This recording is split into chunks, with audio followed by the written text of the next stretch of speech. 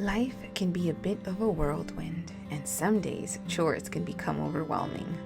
But what if I said that chores are a way of blessing our homes? What if cleaning is more than just cleaning? What if we shifted our perspectives on how we see chores?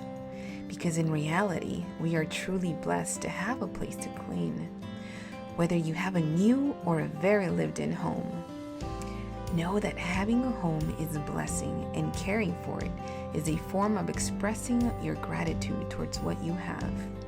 It is then when you will start noticing a shift in your mind, in your heart, and chores will no longer be chores.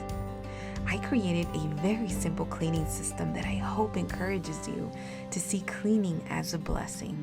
Home blessings.